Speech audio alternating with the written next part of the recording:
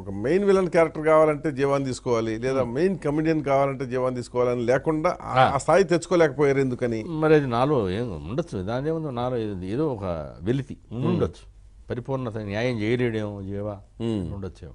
అప్పుడు నాకు ప్రశ్న ఉద్భవిస్తుంది, మరి బాలచంద్ర గారికి ఎలా నచ్చాను, అదే కదా, వీళ్ళకి ఎలా నచ్చాను, రాము గారు పిలిపించాడు ముంబైలో ఆర్టిస్ట్ లేఖన, అదే కదా అనిపిస్తుంది.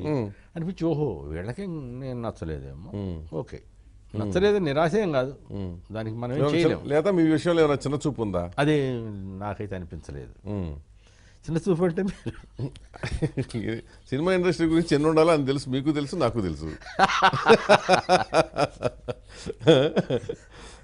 నాకు ఓపెన్గా చెప్పడం నాకు అభ్యంతరం లేదు అడగడానికి, మనసులో మాట అర్థమైంది నాకు. కాకపోతే మీకు దానివల్ల నష్టం జరుగుతుంది, ప్రభావం లేనిది ఎక్కడ నాయన ఉంటుంది, నేను కాదనను. అంటే వాడు కూడా ఆ దృష్టి చూడాలి, బాలచంద్ర గారు చూసినట్టు.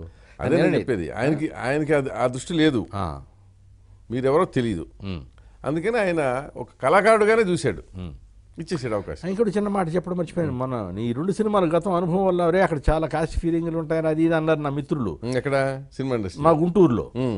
అదే సినిమా ఇండస్ట్రీలో ఉంటాయి, నరకమన్ను దీని ఆగిపోయినాయి కదా. అంటే నేను బాలచంద్ర గారు అడగకపోయినా నేనేం చేశాను, సార్ నా పేరు దయారత్నం చెప్పాను కదండి, రూమ్కు రిహార్సల్ అన్నారు, అక్కడ కూడా చెప్పాము రిపీట్ దయారత్నం, ఐఎమ్ క్రిస్టియన్ అన్నాను. తేవయ్యా ఇది ఎన్న అవసరం ఏంటి చెప్పేది, అదే కదా. పాత్ర గారిని అడిగాడు, అన్నాడు అని, ఎందుకు చెప్తున్నాడు అని అతను చెప్పాడు.